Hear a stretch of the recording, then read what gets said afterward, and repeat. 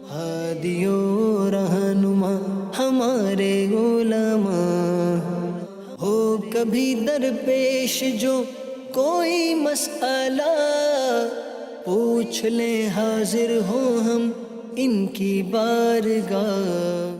الحمد للہ رب العالمین والصلاة والسلام علی سید المرسلین، اما بعد فاعوذ باللہ من الشیطان الرجیم، بسم اللہ الرحمن الرحیم۔ الصلاة والسلام علیک یا رسول اللہ وعلی آلک واصحابک یا حبیب اللہ۔ الصلاة والسلام علیک یا نبی اللہ وعلی آلک واصحابک یا نور اللہ۔ الحمدللہ علم دین کا ایک سیشن ہے، سوالات جوابات کی صورت میں آپ تک بہت سا علم پہنچانے کی سعی ہے، نیت ہے۔ آپ کے سوالات ہوں گے الحمدللہ۔ کے پی کے سے ہمارے اساتذہ اکرام یہ فیضان مدینہ کراچی میں مدنی قافلے کے اندر تشریف لائے ہوئے ہیں، اور انہی کے ساتھ آج کا یہ سیشن ہے۔ ان کے سوالات ہوں گے اور انشاءاللہ جوابات ان تک پہنچانے کی کوشش ہوگی۔ ابتداً درود پاک کی فضیلت ہمارے پیارے نبی صلی اللہ علیہ وآلہ وسلم نے فرمایا، زینوا مجالسکم بالصلاۃ علیہ فإن صلاتکم علیہ نور لکم یوم القیامہ۔ اپنی مجلسوں کو مجھ پر درود پڑھ کر خوبصورت بنا لو کہ تمہارا مجھ پر درود پڑھنا قیامت کے دن تمہارے لیے نور ہوگا۔ صلو علی الحبیب صلی اللہ تعالی علی محمد صلی اللہ علیہ وآلہ وسلم۔ آپ کے سوالات کی طرف بڑھتے ہیں اور دیکھتے ہیں ہمارے کے پی کے اسلامی بھائی، ہمارے اساتذہ اکرام کیا پوچھنا چاہتے ہیں۔ بسم اللہ الرحمن الرحیم۔ میرا نام برہان الدین ہے اور میرا تعلق دیر اپر گندگار سے ہے۔ میرا سوال یہ ہے کہ موبائل میں قرآن مجید کو سافٹ میں ڈاؤن لوڈ کرنا اور اس کو بغیر وضو پڑھنا، اور پھر اس موبائل کو اپنے ساتھ واش روم لے جانا جائز ہے یا ناجائز ہے؟ موبائل میں قرآن پاک ڈاؤن لوڈ کرنا رکھنا یہ بالکل جائز ہے، اس میں کوئی حرج والی بات نہیں، اور اس کو موبائل کو جیب میں رکھ کے واش روم وغیرہ میں جانا اس میں بھی کوئی حرج نہیں ہے، کیونکہ جب تک یہ موبائل ہے، اب موبائل کے اندر جب قرآن اوپن ہوگا، آپ سافٹ ویئر آن کریں گے اس کا تو ہی قرآن وہ اسکرین پر شو ہوگا۔ اس طرح تو کوئی بھی واش روم میں یا کسی بھی ایسی جگہ نہیں لے جاتا۔ آپ موبائل آپ کا بند ہے، اسکرین آف ہے، آپ کی جیب میں ہے، آپ واش روم گئے ہیں یا کہیں بھی بیت الخلاء کہیں بھی جانا ہے تو اس میں حرج والی بات نہیں ہے۔ البتہ قرآن پاک کو جہاں تک موبائل میں اسکرین پر ٹچ کر کے پڑھنے سے متعلق ہے تو ہمارے علماء کا اس میں اختلاف ہے۔ علماء میں سے بعض یہی فرماتے ہیں کہ آپ باوضو ہی موبائل کو ٹچ کریں، یعنی چلائیں، یعنی آپ قرآن پاک پڑھنے کے لیے باوضو ہی قرآن کو ٹچ کریں، جو آپ اسکرین پر جیسے آن کریں گے۔ یہ ایک علماء کی تعداد یہ فتویٰ دیتی ہے، اور ایک علماء کی جماعت تعداد کے جو اس کو فرض واجب نہیں قرار دیتی۔ دارالفتاء اہل سنت بھی اس بارے میں یہی کہتا ہے کہ زیادہ بہتر یہی ہے کہ اختلاف سے نکلنے کے لیے افضل یہی ہے کہ آدمی باوضو ہو، اور اس وقت باوضو ہونے کی صورت میں وہ اسے ٹچ کرے۔ البتہ اگر کسی نے بے وضو بھی ٹچ کیا تو وہ گناہگار نہیں ہوگا۔ میرا ایک سوال ہے کہ یہ فرض نماز کے بعد جو سنت ادا کر کے اس کے بعد جو دعا مانگتے ہیں اجتماعی طور پر، اس پر ہے کہ یا رسول اللہ انظر حالنا، یہ شریعت میں جائز ہے؟ یعنی اس پر تھوڑا سا روشنی ڈال دی جائے۔ یا رسول اللہ انظر حالنا، یا حبیب اللہ اسمع قولنا، یہ کلمات پڑھنا یہ حقیقتاً کیا ہے کہ اللہ کے پیارے نبی صلی اللہ علیہ وآلہ وسلم کو پکارنا ہے، یا کے ساتھ پکارنا ہے، اور حضور صلی اللہ علیہ وآلہ وسلم سے نظر رحمت کا سوال کرنا ہے۔ یہ زیادہ اس کو ہم یہی کہیں گے کہ نظر رحمت کا سوال کرنا، آپ سے مدد مانگنا۔ دیکھیے ہمارا عقیدہ اس بارے میں یہ ہے، اللہ رب العالمین حقیقی طور پر ہر شے کا مالک مختار ہے۔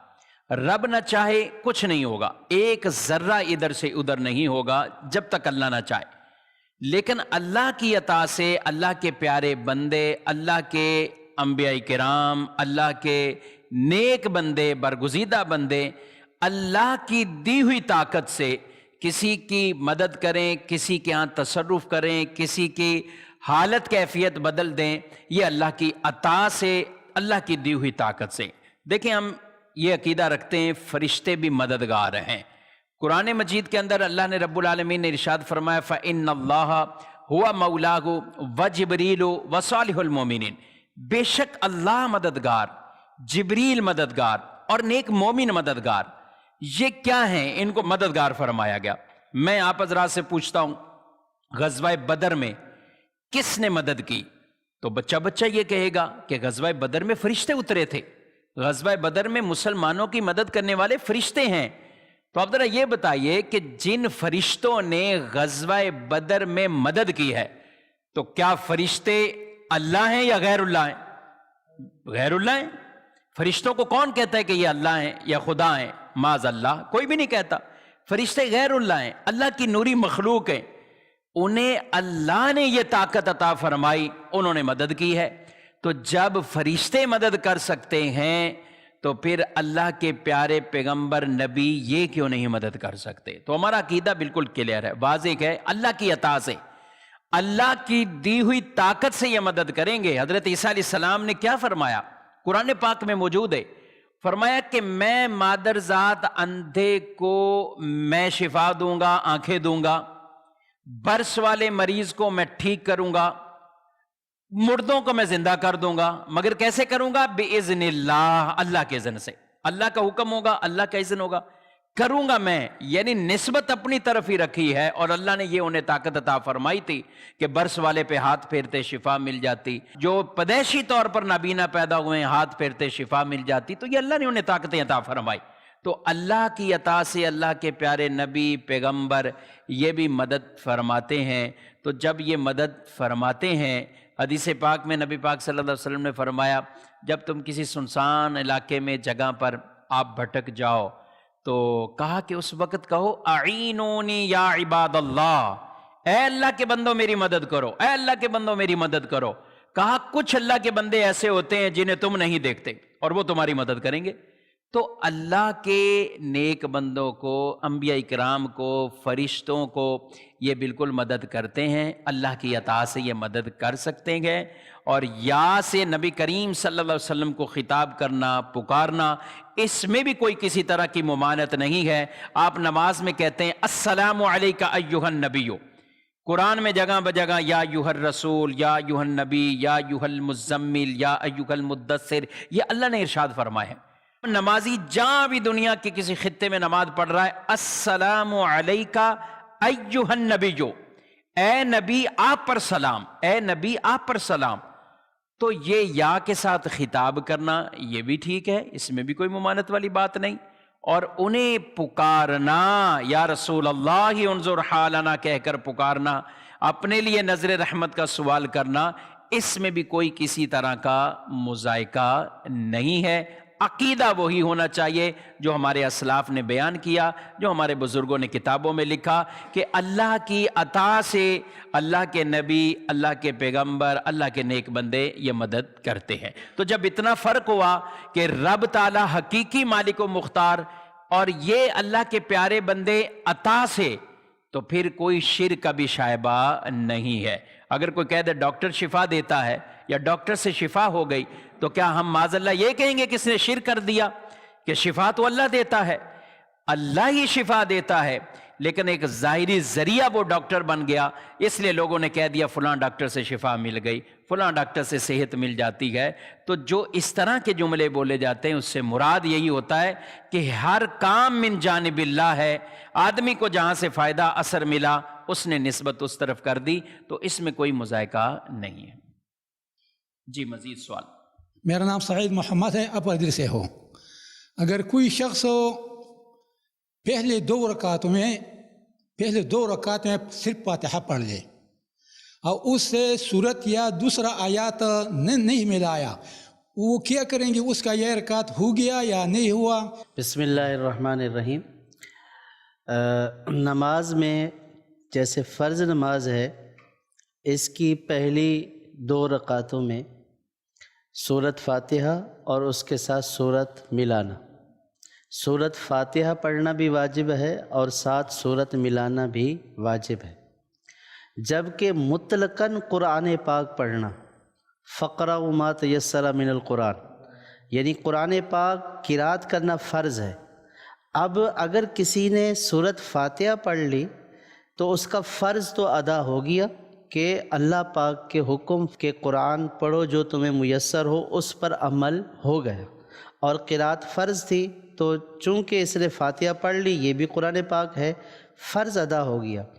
لیکن فاتحہ کے ساتھ چونکہ الگ سے صورت ملانا واجب تھا، واجب ترک ہو گیا ہے، تو لہٰذا اگر بھول کر اس نے ایسا کیا ہے تو آخر میں سجدہ سہو کر لے، نماز مکمل ہو جائے گی کیونکہ واجب کا ترک ہوا ہے۔ اور اگر جان بوجھ کر اس نے صورت نہیں ملائی ہے تو اس صورت میں اس کو یہ نماز دوبارہ لوٹانی پڑے گی، اگرچہ فرض ادا ہو چکا ہے لیکن چونکہ صورت نہ ملانے کی وجہ سے، واجب ترک کرنے کی وجہ سے کمی رہ گئی ہے، اس کمی کو پورا کرنے کے لیے دوبارہ سے یہ نماز واجب الاعادہ ہے، تو لہٰذا دوبارہ پڑھے گا۔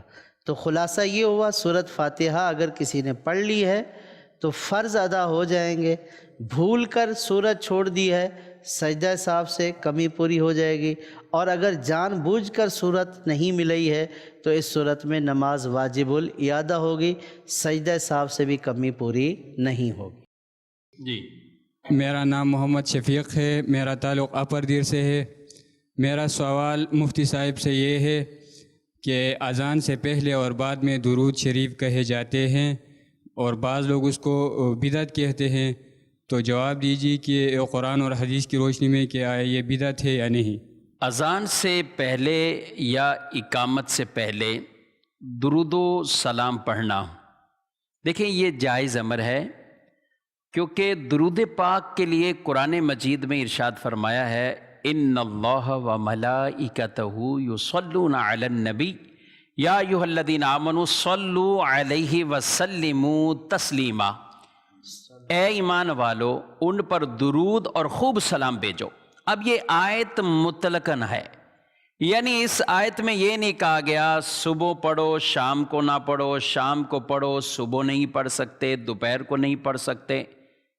میں آپ سے ایک چھوٹا سا سوال کروں کہ اگر کوئی شخص نماز جمعہ ادا کرے اور نماز جمعہ کے بعد وہ سورہ یاسین کھول کر بیٹھ کر پڑھنے لگ جائے کہ میں سورہ یاسین پڑھ رہا ہوں، اب بتائیے کسی آدمی کو کیا یہ حق بنتا ہے کہ وہ اسے یہ کہے کہ جب تک تم حدیث نہیں دکھاؤ گے کہ جمعے کے بعد حضور نے کب سورہ یاسین پڑھی، اس وقت اب تمہیں سورہ یاسین ہم نہیں پڑھنے دیں گے؟ ہرگز اسے نہیں کہہ سکتے، کیونکہ وہ قرآن پڑھ رہا ہے، اور قرآن پڑھنے کی ہمیں ترغیب اور حکم قرآن پاک میں موجود ہے، حدیثوں میں موجود ہے۔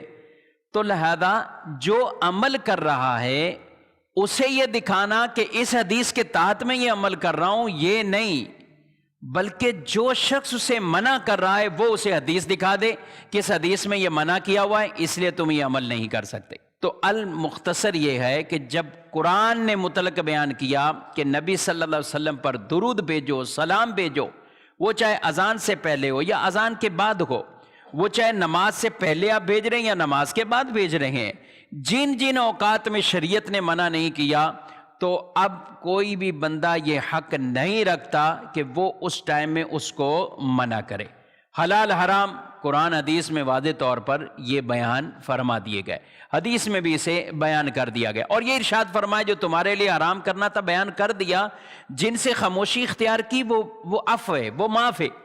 اب کوئی شخص کسی پر یہ تنقید کرے کہ بھئی یہ کہاں سے صلاۃ و سلام ہے، یہ کہاں سے درود و سلام ہے، تو ہم تو قرآن کی آیت پیش کر رہے ہیں، آپ منع کی ہمیں کوئی حدیث پیش کر دیں، منع کی آپ ہمیں کوئی دلیل پیش کر دیں، ہم اس کو مان لیں گے کہ ہاں واقعی یہ کام جو ہے وہ اس طرح نہیں ہے۔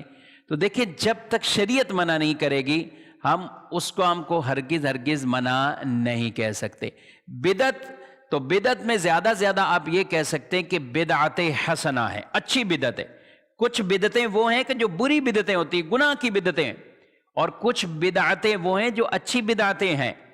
آج ہم دیکھتے ہیں مدارس کے اندر افتتاح بخاری ہو رہا ہے، ختم بخاری ہو رہا ہے، ہم دیکھتے ہیں ختم قرآن کے بعد ایک جلسہ ہو رہا ہے، ہم دیکھتے ہیں کہ رمضان شریف کے اندر لوگ تراویح کے بعد درس قرآن دے رہے ہیں، سن رہے ہیں۔ تو میرا سوال یہ ہے کہ نبی کریم صلی اللہ علیہ وسلم کی سیرت اور زندگی ہمارے سامنے ہے، ذرا بتائیے کس تراویح کے بعد آپ نے درس قرآن دیا تھا؟ تو آپ یہ کہیں گے بھائی دین کی بات ہے، سیکھنے سمجھانے میں، تو اس کے لیے ثابت تو نہیں کرنا پڑے گا کہ کب آپ نے درس قرآن دیا تھا، تو ہم جو دے رہے ہیں تو وہ کوئی منع نہیں ہے۔ تو پھر ہمارا جواب بھی یہی ہے کہ اگر اذان سے پہلے یا اذان کے بعد، چونکہ قرآن حدیث میں کہیں اس کی ممانعت نہیں ہے اور مطلقاً یہ بیان کیا گیا ہے کہ درود پڑھو سلام بھیجو، تو اس لیے درود و سلام اذان کے اول آخر پڑھنا بالکل درست ہے۔ مسلم شریف کی حدیث پاک ہے، نبی کریم صلی اللہ علیہ وسلم نے فرمایا جب مؤذن اذان کہتا ہے تم بھی اسی طرح کلمات کہو اور پھر مجھ پر درود بھیجو، کہ جو ایک بار درود بھیجتا ہے اللہ اس پر 10 رحمتیں نازل فرماتا ہے۔ یہ مسلم شریف کے اندر باقاعدہ یہ روایت موجود ہے۔ اب یہ درود کے لیے تو خاص یہ فرما دیا گیا۔ یہاں ایک لوگوں کو غلط فہمی ڈالنے کی کوشش کی جاتی ہے کہ یہ اذان کا حصہ بنا لیا۔ ارے بھائی اذان کا کوئی حصہ نہیں بنایا۔ اگر اذان کا حصہ بنایا جاتا تو اگر کسی مسجد میں اذان سے پہلے درود نہ پڑھا گیا تو اس کا مطلب اذان پھر بھی ہو جاتی ہے۔ ایسا نہیں ہے کہ ہم اس کو کہتے ہیں اذان دوبارہ پڑھو، تو اذان کا حصہ نہیں ہے۔ اس لیے ہمارے علماء نے لکھا، ہمارے شیخ طریقت امیر اہل سنت دامت برکاتہم العالیہ نے اپنی کتاب نماز کے احکام میں اور اذان کے رسالے کے اندر یہ بات لکھی، تحریر فرمائی کہ درود اور اذان اس کے درمیان تھوڑا سا فاصلہ دے دیں تاکہ یہ لگے درود ایک الگ چیز ہے، برکت کے لیے پڑھا ہے، اذان جو ہے وہ اذان کے کلمات ہیں، اس کے اندر کوئی آگے پیچھے نہیں کر سکتا۔ اللہ اکبر اذان میں یہ جتنی بار ہے، اشہد ان لا الہ الا اللہ 2 مرتبہ ہے، اشہد ان محمد رسول اللہ 2 مرتبہ ہے، حی علی الصلاۃ حی علی الفلاح 2 بار یہ کلمات گئے، کوئی انہیں 3 بار نہیں کرے گا، کوئی انہیں 4 بار نہیں کرے گا، یہ اصل اذان ہے۔ اب اس سے پہلے اگر کسی نے درود پڑھ لیا یا اس کے بعد کسی نے درود پڑھا اور وہ اذان کا حصہ بھی نہیں سمجھتے اور بالکل قطعاً اہل سنت سے حصہ نہیں سمجھتے، تو اس میں کوئی کسی طرح کا مذائقے والی بات نہیں، اور یہ اعتراض بھی اس طرح کا وہ باطل ہے۔ یہ اگر بدعت بھی سے کہیں تو اچھی بدعت کہیں گے، یعنی ایک اچھا طریقہ ہے جس پر لوگ عمل کریں گے، اللہ اجر و ثواب عطا فرمائے گا۔ میرا نام محمد اظہر سعید اتاری ہے۔ مفتی صاحب کی خدمت میں سوال عرض ہے کہ کئی مساجد میں کارپٹ بہت زیادہ موٹا بچھایا ہوتا ہے، تو یہ ذرا رہنمائی فرما دیجئے کہ کتنا موٹا ہونا چاہیے کارپٹ، اور اگر ہمیں وہ فیل ہو رہا ہے کہ سافٹ ہے، زمین کی سختی محسوس نہیں ہوگی، تو اس صورت میں ہمیں نماز کس انداز میں پڑھنی چاہیے؟ اگر کارپٹ جو ہے وہ ایسا ہے کہ جیسے اس کے نیچے فوم بعض اوقات رکھتے ہیں اور وہ اوپر نیچے ہوتا ہے، تو اصل بات یہ ہے کہ سجدہ زمین پر کیا جائے گا نا، اور اگر کارپٹ وہ لچک والا ہے تو گویا کہ سجدہ زمین پر نہیں ہوا، تو اس لیے کہا گیا کہ جب سجدہ کرے ایسی جگہ کے اوپر جو لچک والی ہے تو اس کو اتنا دبائے کہ مزید نہ دبے۔ تو کارپٹ سافٹ ہو یا اس کے نیچے فوم رکھی ہو تو پھر تھوڑا سا اپنی پیشانی کو زیادہ جمانا پڑے گا، اتنا دبائے کہ مزید نہ دبے، تو اس صورت میں سجدہ ہو جائے گا۔ اور اگر کوئی ایسے کارپٹ کے اوپر ایسے ہی بس پیشانی ٹیکے گا، دبائے گا نہیں اور مزید دب سکتا ہے، تو پھر اس صورت میں اس کا گویا کہ سجدہ نہیں ہوا ہے۔ بعض موٹائی میں ہوتے ہیں لیکن اس کا مطلب یہ نہیں کہ وہ دب نہیں رہے ہوتے۔ حرمین طیبین میں قالین ہیں تو موٹے قالین ہوتے ہیں، لیکن وہ اپنی بناوٹ کے اعتبار سے ایسے سختی ہوتے ہیں تو ان میں وسوسوں کے اندر نہیں پڑنا چاہیے۔ آپ اچھی طرح اپنی پیشانی لگائیں، سجدہ ہو جائے گا۔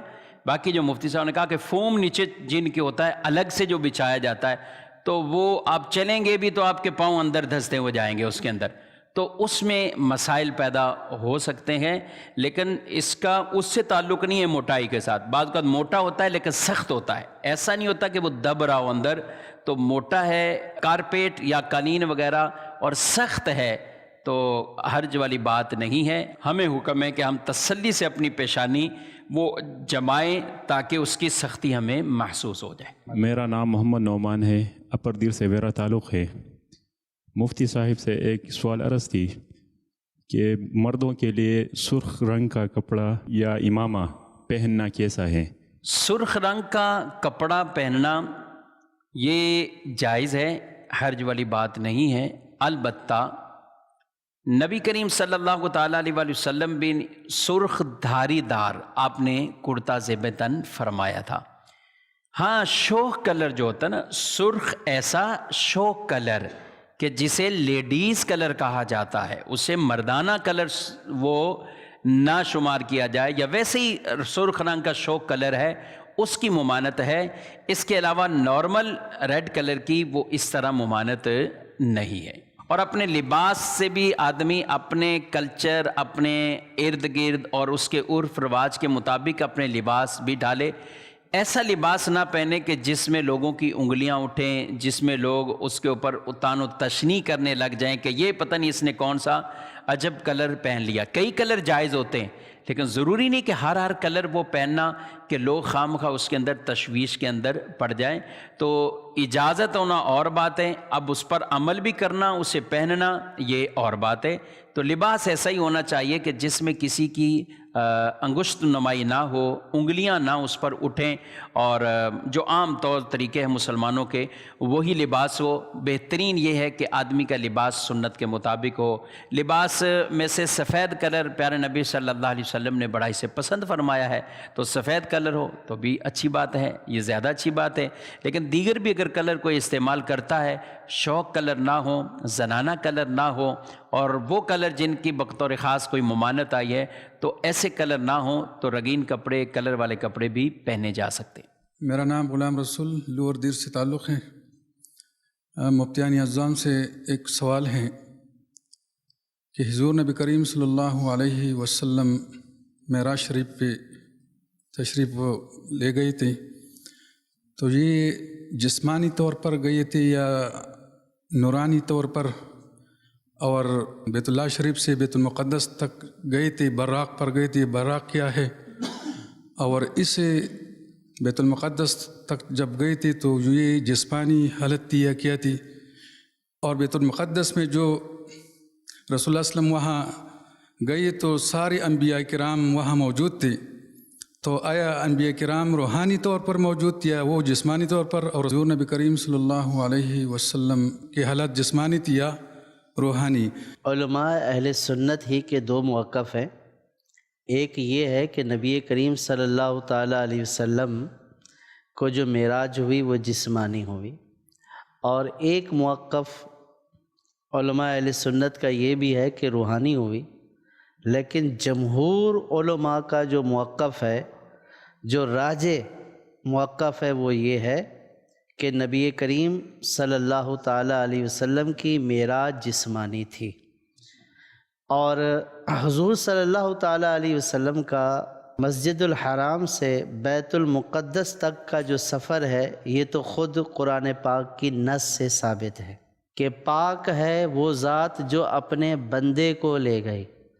تو یہاں جو عبد کا لفظ استعمال ہوا ہے، تو علماء نے فرمایا ہے کہ عبد کا جو اطلاق ہوتا ہے عربی زبان میں، وہ جسم مع روح، جو جسم اور روح کے ساتھ ہو اس کو عبد کہا جاتا ہے۔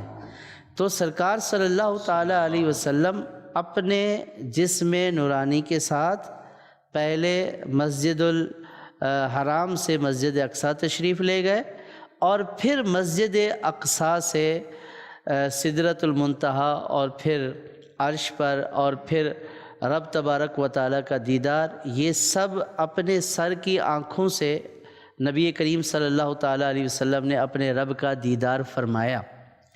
اس پر کافی دلائل ہیں، جیسا کہ سوال تو آپ نے جو فرمایا اس کا جواب تفصیلی ہے۔ علماء نے یہ فرمایا کہ اگر یہ معراج جسمانی نہ ہوتی، محض روحانی یا خواب والی ہوتی، تو پھر اس پر جو مشرکین مکہ تھے وہ ایسا شدید اعتراض نہ کرتے کہ جب سرکار نے یہ فرمایا کہ میں رات کے اس تھوڑے سے حصے میں گیا ہوں، آسمانوں کی، جنت کی سب سیر کر کے بھی واپس آ گیا ہوں، تو اس وقت ابو جہل بڑا خوش ہوا سرکار کے اس فرمانے سے کہ آج تو ایسی بات، گویا کہ اس کے نزدیک ایسی کمزور بات تھی کہ آج جو ان کے فالورز ہیں، ماننے والے ہیں، آج وہ بھی مان جائیں گے کہ میں جو کہتا ہوں کہ یہ عقل سے ماورا دعویٰ کرتے ہیں معاذ اللہ، یہ آج سنیں گے تو سارے ہی اس کو جو ہے وہ رد کر دیں گے۔ تو سب سے پہلے وہ سیدنا ابو بکر صدیق رضی اللہ تعالیٰ عنہ کے پاس گیا اور کہا کہ اے صدیق، آپ جو ہے وہ کیا کہیں گے ایسے شخص کے بارے میں؟ تو حضرت سیدنا صدیق اکبر رضی اللہ تعالیٰ نے فرمایا کہ یہ کہا کس نے؟ فرمایا کہ تمہارے دوست نے۔ تو سیدنا صدیق اکبر رضی اللہ تعالیٰ نے فرمایا کہ اگر میرے دوست نے کہا ہے تو میں اس کی تصدیق کرتا ہوں، انہوں نے سچ کہا ہے۔ اور پھر مشرکین نے سرکار صلی اللہ تعالیٰ علیہ وسلم سے باقاعدہ سوالات کیے۔ ان کو پتہ تھا کہ نبی کریم صلی اللہ تعالیٰ علیہ وسلم بیت المقدس تشریف نہیں لے کر گئے ہیں، آپ کی زندگی ان کے سامنے تھی، تو انہوں نے سوال کیے، مختلف نشانیاں پوچھیں، تو نبی کریم صلی اللہ تعالیٰ علیہ وسلم نے وہ ساری نشانیاں بیان فرمائیں۔ اگر یہ خواب میں ہوتی تو سرکار فرما دیتے میں نے خواب دیکھا ہے، اب بھول گیا ہوں۔ تو نبی کریم صلی اللہ تعالیٰ علیہ وسلم کی یہ جو معراج کی حدیث ہے، یہ 22 صحابہ کرام سے روایت ہے جن میں معراج کا تذکرہ کیا گیا ہے۔ اور سرکار صلی اللہ تعالیٰ علیہ وسلم بیت المقدس تک آپ براق پر گئے ہیں۔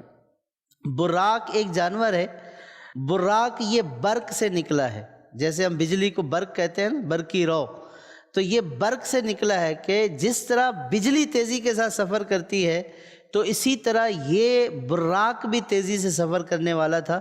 سرکار صلی اللہ تعالیٰ علیہ وسلم نے فرمایا کہ جہاں نگاہ پڑتی تھی وہاں اس کا قدم پڑتا تھا۔ اب رہا یہ کہ انبیاء علیہ السلام بیت المقدس میں موجود تھے، یہ جسمانی طور پر تھے یا روحانی طور پر؟ تو یہ جسمانی طور پر ہی موجود تھے، اور سرکار صلی اللہ تعالیٰ علیہ وسلم نے روحانی طور پر یعنی خواب میں دیدار نہیں کیا، بلکہ سرکار صلی اللہ تعالیٰ علیہ وسلم نے جو معراج کی رات جو دیدار کیا وہ جاگتی ہوئی حالت میں اپنے سر کی آنکھوں سے دیدار کیا۔ باقی خواب میں کتنی دفعہ سرکار کو معراج ہوئی اس کا تو کوئی بیان ہی نہیں ہے۔ امام اعظم ابو حنیفہ رحمۃ اللہ تعالیٰ علیہ فرماتے ہیں کہ میں نے 100 مرتبہ خواب میں اللہ پاک کا دیدار کیا ہے، یہ امام اعظم کا قول ہے۔ تو اہل سنت کا یہ عقیدہ ہے کہ دنیا میں اللہ تبارک و تعالیٰ کا جو دیدار ہے یہ صرف نبی کریم صلی اللہ تعالیٰ علیہ وسلم کے لیے خاص ہے، اور آخرت میں تمام مومنین کو جنت میں دیدار ہوگا۔ سرکار نے فرمایا سترون ربکم، کہ عن قریب تم اپنے رب کا دیدار کرو گے، اور ایسے دیدار کرو گے کہ جیسے تم 14ویں رات کے چاند کو دیکھتے ہو ایسے رب تبارک و تعالیٰ کا دیدار ہوگا۔ لیکن اس میں عقیدے والی بات ایک یاد رہے کہ اللہ تعالیٰ جسم سے پاک ہے، اللہ پاک جہت سے پاک ہے۔ وہ دیدار کیسے ہوگا، وہ دیدار کیسے ہوگا اس کی کوئی کیفیت بیان نہیں کی جا سکتی، بلکہ علماء نے فرمایا کہ کوئی اگر پوچھے تو یہ کہہ دیا جائے کہ جب رب کو دیکھیں گے تو بتا دیں گے کہ کیسے دیدار ہوگا۔ اللہ پاک اوپر نیچے دائیں بائیں کوئی بھی اس طرح کی بات کہ جو جسم پر دلالت کرے وہ اللہ پاک کے لیے کہنا جائز نہیں ہے۔ تو اس حدیث پاک میں جو فرمایا گیا کہ 14ویں رات کے چاند کی طرح، مراد یہ ہے کہ جس طرح 14ویں رات کا چاند چمکتا ہے تو پوری دنیا دیکھ رہی ہوتی ہے، تو اللہ پاک کو جنتی ایسے واضح واضح دیدار کریں گے۔ تو سرکار صلی اللہ تعالیٰ علیہ وسلم کی معراج جسمانی تھی، اور انبیاء علیہ السلام بھی اپنے جسم کے ساتھ ہی تشریف لائے، اور آسمانوں پر بھی نبی کریم صلی اللہ تعالیٰ علیہ وسلم نے انبیاء علیہ السلام سے بالمشافہ، فیس ٹو فیس جسے کہتے ہیں، ملاقات فرمائی ہے۔ تو اس لیے اس کو یہ کہنا کہ روحانی ہے یا خواب میں ہوئی ہے، یہ اہل سنت کے راجح مذہب کے خلاف ہے، اگرچہ کہ بعض علماء اہل سنت ہی کا یہ قول ہے کہ روحانی ہوئی یا خواب میں ہوئی، تو ہم یہ کہتے ہیں کہ جو معراج کی رات ہوئی وہ خواب نہیں تھا، بلکہ جاگتی آنکھوں سے نبی کریم صلی اللہ تعالیٰ علیہ وسلم نے اللہ پاک کا دیدار کیا۔ باقی روحانی کا بھی انکار نہیں ہے، خواب کا بھی انکار نہیں ہے۔ جب امام اعظم کو اتنی مرتبہ خواب میں دیدار ہو سکتا ہے تو سید الکائنات کو کتنی مرتبہ ہوا ہوگا۔ لیکن یہ جو خاص معراج ہے یہ معراج جسمانی تھی۔ میرا نام ممتاز خان ہے اور میرا تعلق کے پی کے دیر اپر سے ہے۔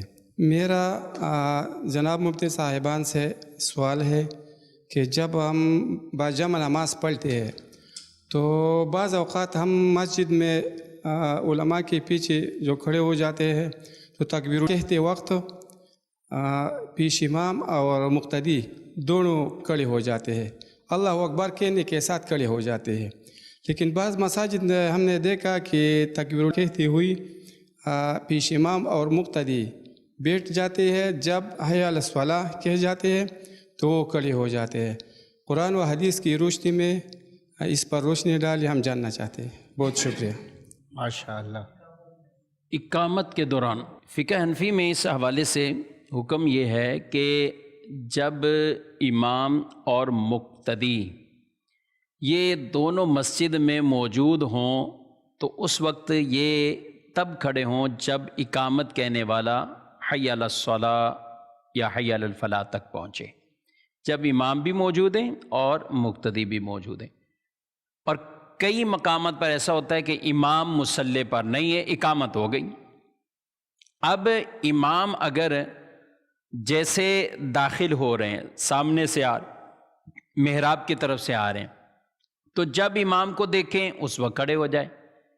امام کے لیے پھر یہ ہے کہ نبی کریم صلی اللہ تعالیٰ علیہ وآلہ وسلم کا جو طریقہ انداز تھا کہ جب آپ اقامت کہی جاری ہوتی تو آپ نے صحابہ کو فرمایا تھا کہ تم کھڑے نہ ہونا جب تک مجھے نہ دیکھ لو، جب تک مجھے نہ دیکھو اس وقت تک تم کھڑے نہ ہو۔ تو خود شارح بخاری علیہ رحمہ فرماتے ہیں، لکھتے ہیں کہ رسول اللہ صلی اللہ علیہ وآلہ وسلم جو آتے تھے تو وہ حی علی الفلاح کے وقت آتے تھے، تو اس لیے اب امام حی علی الصلاح حی علی الفلاح اس ٹائم داخل ہوں اور لوگ بھی کھڑے ہو جائیں۔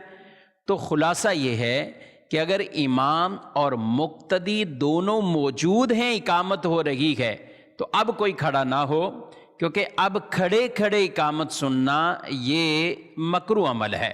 اب اس کے لیے یہ ہے کہ بیٹھ جائے، اور جب حی علی الصلاۃ یا حی علی الفلاح کہا جائے، اور یہ بھی طریقہ بیان کیا گیا کہ حی علی الصلاۃ پر کھڑا ہونا شروع کرے، حی علی الفلاح پر مکمل کھڑا ہو جائے، اور جب امام کو دیکھیں آ رہے ہیں تو اس وقت وہ کھڑے ہو جائیں۔ امام پچھلی صفوں میں چلتے ہوئے آ رہے ہیں تو جس صف کے قریب سے گزریں وہ صف والے کھڑے ہو جائیں۔ یہ مختلف اس کی صورتیں بیان کی گئی ہیں۔ آپ نے جو پوچھا وہ ایک عام صورت ہے کہ امام بھی موجود ہے اور نمازی بھی موجود ہیں، تو جب امام نمازی سارے موجود ہیں تو اب حی علی الصلاۃ حی علی الفلاح اس پر کھڑا ہونا یہ سنت مستحبہ ہے، اس پر کھڑا ہونا چاہیے۔ اور اگر امام سامنے سے آتے ہوئے امام کو دیکھیں تو جب امام آ جائے اس وقت کھڑے ہو جائیں۔ امام کے لیے چاہیے کہ پھر وہ حی علی الصلاۃ اور حی علی الفلاح جب یہ کلمات کہے جا رہے ہوں تو پھر وہ داخل ہوں اور اپنے مصلی پر آ جائیں۔ رسول اللہ صلی اللہ علیہ وآلہ وسلم جب اس طرح مصلی پر تشریف لایا کرتے تھے تو حی علی الصلاۃ یا حی علی الفلاح یہ کلمات اقامت کہنے والا پکار رہا ہوتا تھا۔ میرا نام عمر علی شاہ ہے، میں کی پی کے ڈسٹرکٹ بنیر سے تعلق رکھتا ہوں۔ میرے مفتی صاحب سے یہ سوال ہے کہ بعض لوگ ذکر محفل میں وحجت میں آتا ہے، اس کی حقیقت کیا ہے؟ اور اس کے ساتھ ساتھ وہ مسجد کے اندر چلاتے ہیں۔ اللہ پاک کا ذکر کرنا یہ باعث رحمت، باعث فضیلت، باعث ثواب ہے، اور ذکر جب مسجد میں ہو یا کسی اجتماع میں ہو، یعنی ایسی جگہ پر ہو کہ جہاں لوگ عبادت کر رہے ہوں دیگر، تو وہاں پر ذکر آہستہ ہونا چاہیے تاکہ لوگوں کی عبادت میں خلل نہ ہو۔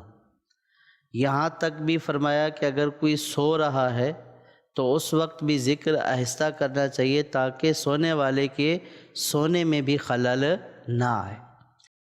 باقی ذکر میں وجد آ جانا یہ تو بندے کی اپنی کیفیت پر ہے۔ اب اس کو اگر کوئی جھوٹا کر رہا ہے تو سیدھی سی بات ہے کہ وہ غلط کر رہا ہے، ریاکاری کر رہا ہے، لیکن اگر وہ سچے دل سے کر رہا ہے اور اس کو وجد آ گیا، یہ کوئی ایسی بات نہیں ہے کہ جس کے اوپر ہم بات کریں۔ آپ دیکھیں بندہ روتے روتے بے ہوش ہو جاتا ہے، اور ناچنے والے گانے والے ناچتے ناچتے گاتے گاتے جو ہے وہ اس میں آ جاتے ہیں، ان کو کوئی ہوش ہی نہیں رہتا۔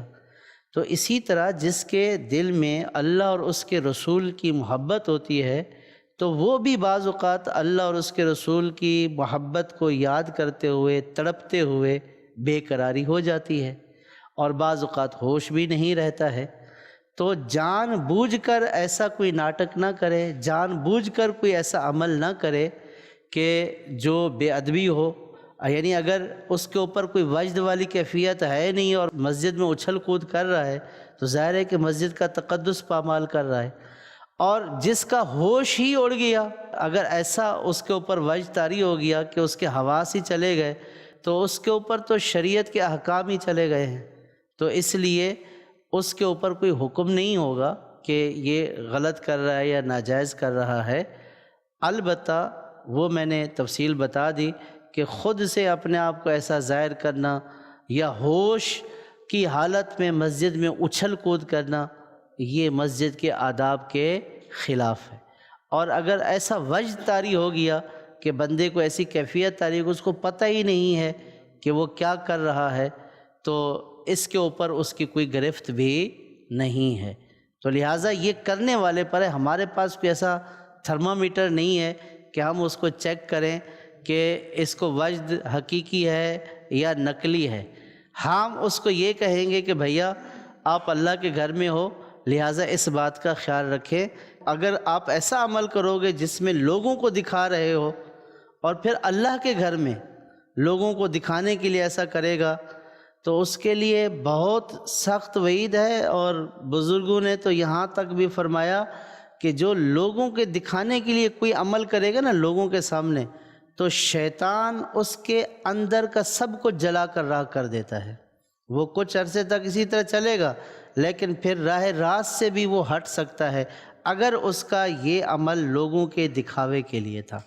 تو لوگوں کے دکھاوے کے لیے نہیں ہونا چاہیے، اللہ پاک کی یاد میں ہونا چاہیے، اور مسجد میں ہوں تو ادب سے، تمیز سے، سلیقے سے، طریقے سے نمازیوں کا، سونے والوں کا خیال رکھتے ہوئے ہونا چاہیے، اور جب تک عقل سلامت ہے ایسا کام نہیں کرنا چاہیے کہ جو مسجد کے ادب کے خلاف ہو، اور اگر عقل ہی سلامت نہ رہی تو وہ شرعی احکام کا مکلف ہی نہیں رہا ہے۔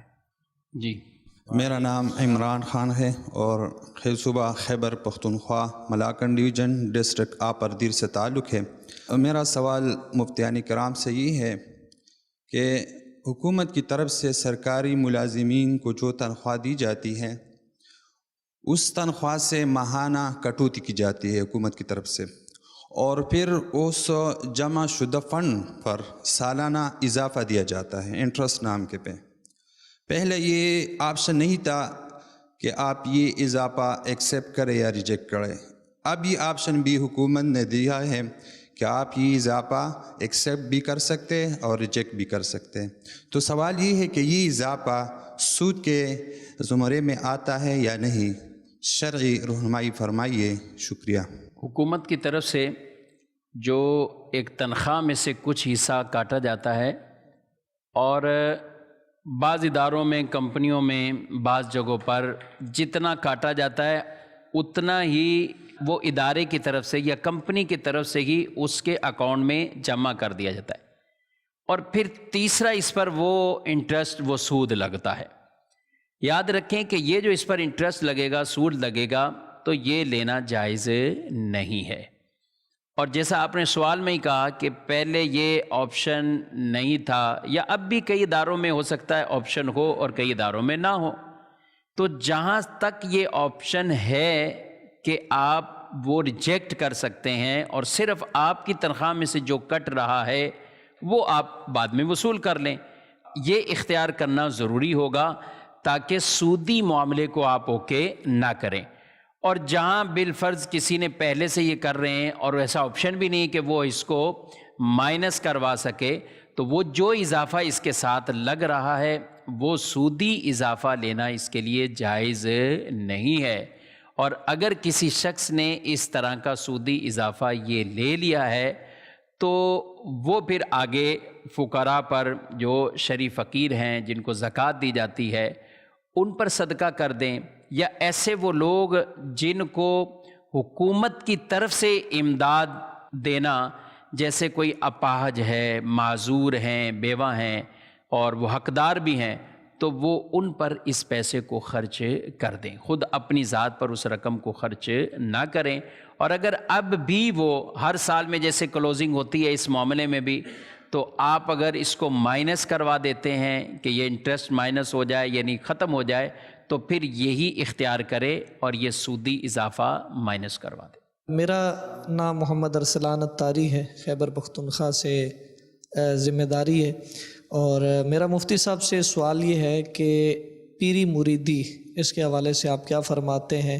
بعض لوگ کہتے ہیں جی پیر نہیں بنانا چاہیے، تو اس حوالے سے شرعی رہنمائی فرما دیں کہ کیا پیر بنانا یہ بزرگوں سے بھی ثابت ہے؟ اصل مومن کے اوپر یہ ہے کہ وہ فلاح اور ہدایت کا راستہ اختیار کرے، اور ایک ہدایت تو وہ ہے کہ جو قرآن و حدیث سے بالکل واضح ہے کہ یہ راستہ اختیار کرنا ہے، یہ راستہ اختیار نہیں کرنا ہے، اور وہ ہر مسلمان پر لازم ہے کہ جو قرآن نے اس کو حکم دیا ہے کہ اس کو کرے اور اس سے بچے، تو وہ اس پر لازم ہے کہ جس کا کرنے کا حکم دیا اس کو کرے، جس سے بچنے کا حکم دیا اس سے بچے۔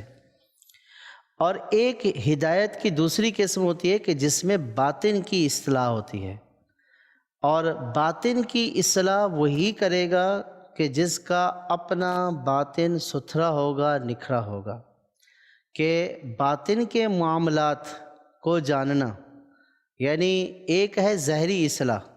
ظاہری اصلاح یہی ہے کہ ہر بندہ جانتا ہے کہ مجھے نماز پڑھنی ہے، جھوٹ سے بچنا ہے اور ان چیزوں سے مجھے بچنا ہے، یہ ہے ظاہری اصلاح۔ اور ایک ہے باطنی اصلاح، یعنی جو ظاہری اصلاح ہے اس کا اثر باطن پر ظاہر ہو، اور باطن جو باطنی گناہ ہیں، حسد ہے، تکبر ہے، اس سے بچے۔ تو اس کے بارے میں علماء نے فرمایا کہ جو باطن والا معاملہ ہے نا، یہ راہ بڑی کٹھن راہ ہے، تو اس راہ کو کراس کرنے کے لیے جس طرح کسی مشکل وادی یا گھاٹی کو کراس کرنے کے لیے اس کو اس وادی یا گھاٹی کو جاننے والے رہبر کی ضرورت ہوتی ہے۔ پہاڑوں پر جاتے ہیں تو رائڈر وغیرہ ہوتے ہیں، اگر مشکل سفر ہوتے ہیں پہاڑی سلسلے کا تو رائڈر رہنما ہوتے ہیں کہ جو ان کو بتاتے ہیں کہ یہاں کھائی ہے، یہاں یہ ہے، یہاں یہ ہے۔ تو جو پیران عظام ہیں وہ جو ہماری رہنمائی کرتے ہیں اور ان سے جو ہمیں ہدایت حاصل ہوتی ہے، وہ ہدایت یہی حاصل ہوتی ہے کہ وہ ہمارے باطن کی صفائی کرتے ہیں۔ ہماری عادات، ہمارے اطوار کو دیکھ کر ان کو اندازہ لگ جاتا ہے کہ اس کے اندر یہ کمی ہے، تو وہ اس کمی کی طرف رہنمائی کرتے ہیں۔ تو اس طور پر اگر کسی کو اپنا رہبر اور پیر و مرشد بنایا جائے تو اس کی ضرورت ہر شخص کو ہے کہ وہ اپنے باطن کی صفائی کے لیے اور ان چیزوں سے بچنے کے لیے کہ جو بندے کو ہلاکت میں ڈال دیں گی، تو وہ اپنا کوئی رہبر رہنما مقرر کرے کہ جو ان چیزوں پر اس کو آگاہ کرے۔ تو یہی پیر کا کام ہوتا ہے کہ پیر ساری وہ چیزیں بتاتا ہے کہ جو بندے کو ہلاکت سے بچاتی ہیں۔ تو اس کے لیے اگر کوئی جو ہے وہ پیر صاحب کی بیعت کرتا ہے اور اس کے حلقے اور سلسلے میں داخل ہوتا ہے اسی ہدایت کو حاصل کرنے کے لیے، اور انبیاء، اولیاء، صالحین اسی ہدایت کے لیے آئے ہیں، ایک ظاہری اصلاح تھی اور ایک باطنی اصلاح تھی۔ تو اس باطن کی اصلاح کرنا ہر ایک شخص کے لیے ذاتی طور پر ممکن نہیں ہے، تو اس کے لیے پیران عظام کہ جن کا سلسلہ اوپر سے سرکار صلی اللہ تعالیٰ علیہ وسلم سے متصل ہے، تو ان کے سلسلے میں بندہ بیعت ہو جاتا ہے تو مقصود اصلاح ہوتی ہے۔ لیکن اگر کوئی بیعت اس لیے ہو جاتا ہے کہ بس میں بیعت ہو گیا اور نہ میں نے ظاہری اصلاح کرنی ہے نہ میں نے باطنی اصلاح کرنی ہے، تو اس کو بظاہر اس کا کوئی فائدہ نہیں ہے۔ تو بیعت ہونے کے بعد اس کو اپنے ظاہر کی بھی اصلاح کرنی ہے اور اپنے پیر صاحب کی رہنمائی میں اپنے باطن کی بھی اصلاح کرنی ہے۔ تو اگر اس کے لیے کوئی مرید ہوتا ہے تو مرید ہونا بالکل جائز بھی ہے، اور یہ جو سفر ہے باطن کا، یہ بغیر کسی رہنما کے مشکل اور کٹھن بھی ہے. تو اس پہ اگر کسی کامل شخص کو جس کی نظر ہے اس کے ہاتھ میں اپنا ہاتھ دے دیتا ہے تو یہ انشاءاللہ اس کی دنیا اور آخرت دونوں کے لیے فائدے والی بات ہے. اس میں نقصان والی بات کوئی نہیں ہے. اور یہ سلسلہ چلا آ رہا ہے، یہ ابھی سے نہیں ہے، یہ صحابہ سے یہ سلسلہ چلا ہوا آ رہا ہے کہ صحابہ کا ظاہر تو صاف ہی تھا، باطن بھی الحمدللہ ان کا صاف تھا.